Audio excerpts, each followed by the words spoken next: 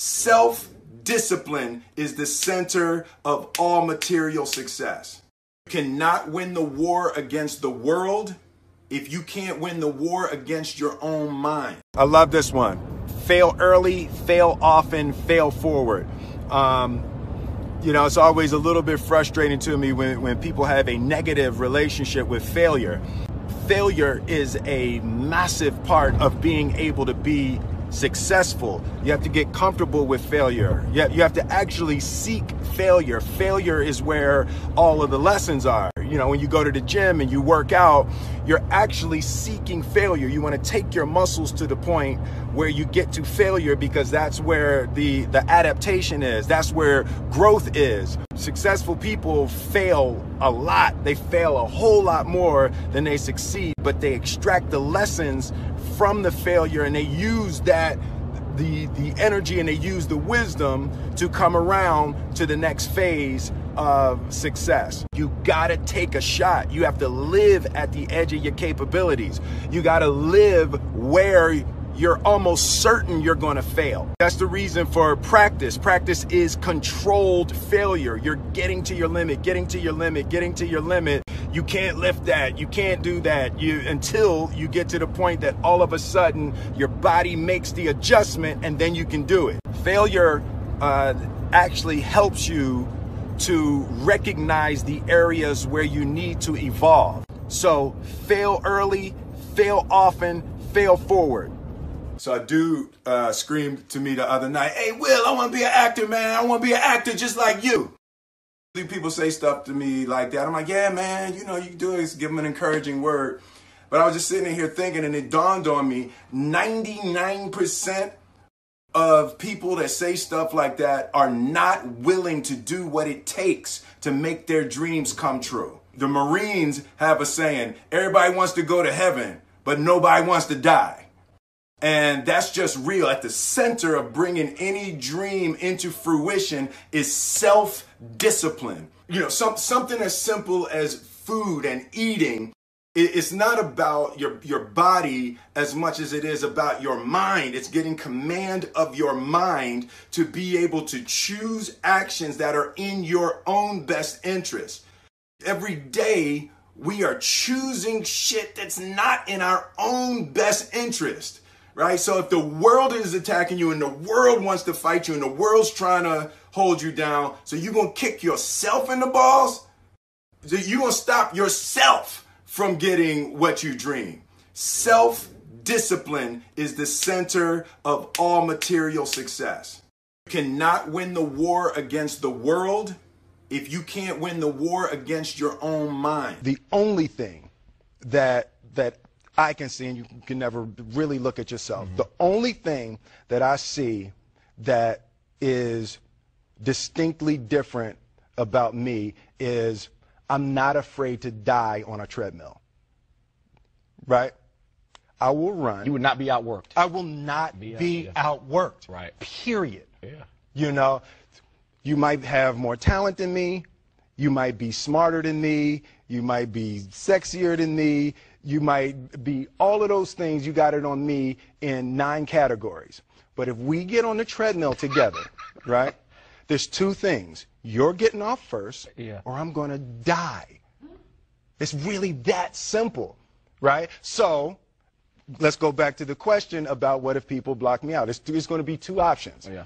I'm going to get back in, or I'm going to be dead. Yeah. Right? It's like, you're not going to outwork me. It's such a simple, basic concept. It's the guy who is willing to hustle the most is going to be the guy that just gets that loose ball. You know, he got 2. Ooh, God, he hustled, he grabbed that one. That was going to be out of bounds, but he saved it back in. It's like the commodity that I see the majority of people who aren't getting the places they want or aren't achieving the things that they want in this business is strictly based on hustle. It's strictly based on being outworked. It's strictly based on missing crucial opportunities. I say all the time, if you stay ready, you ain't got to get ready. I believe that self-discipline is the definition of self-love. That when you say that you love yourself, that means that you have behavior towards yourself that is loving. It's like you say to yourself, hey man, look, I know you want to eat that pizza and it'll be really good, you know, but I can't let you eat that, man, because if you eat that pizza, you're going to feel like shit, you know, and I love you too much to let you eat that. And I think the word discipline has kind of gotten a bad name. We think about it in terms of punishment. I'm not talking about discipline in that way. I'm talking about discipline in the sense that you forego immediate pleasure for the exchange of long-term self-respect. Self-love is, hey, look, I know you got a test on Monday, you know, and I know you really want to go out with your friends. It's Saturday night, you want to go out, but if you fail that test, you're not going to feel good about yourself. You know, I love you too much to let you go out tonight. Self-discipline is self-love. If you want to be happy, you have to love yourself, which means you have to discipline your behavior.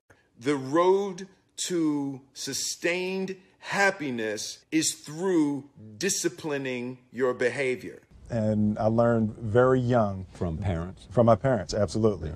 That you don't try to build a wall. You don't set out to build a wall. You don't say, I'm going to build the biggest, baddest, greatest wall that's ever been built. You don't start there. You say, I'm going to lay this brick as perfectly as a brick can be laid. There will not be one brick on the face of the earth that's going to be laid better than this brick that I'm going to lay in this next 10 minutes.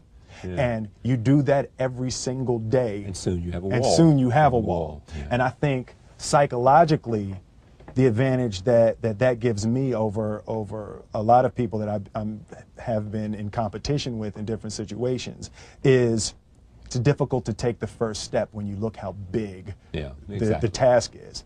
The task is never huge to me. It's always one brick. Me too. Greatness is not this wonderful, esoteric, elusive, God-like feature that only the special among us will ever taste. You know, it's something that truly exists in all of us. It's very simple. This is what I believe, and I'm willing to die for it. Yeah. Period.